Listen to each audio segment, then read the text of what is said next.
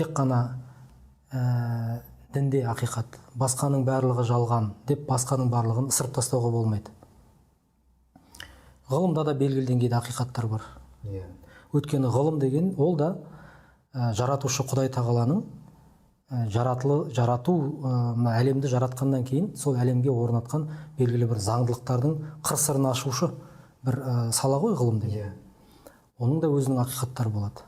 Түптеп келгенде ол да сол жаратушы Құдай тағаланың мына әлемді жаратқан сол жаратылысты тану. Сондай бір ізденіс ол да. Дін деген енді ол да бір рухани ізденіс. Дінде тек қана руханиятпен ғана шектелмейді. Дінде де ғылым бар. Дінде де философия бар. Пәлсапа дейміз ғой. Дінде де мәдени құндылықтар бар көптеген. Моральдық құндылықтар бар. Дінде де еңбек ету, кәсіп қылу деген бар.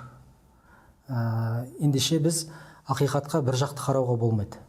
Тек қана дінде ақиқат немесе діннің осындай тек қана құлшылығында тек қана оқшауланып, жаңа өзіңіз айтқандай мойнына бұршақ тағып, диуана болып кетіп сол арқылы ғана ақиқат табылады деген нәрсе жоқ.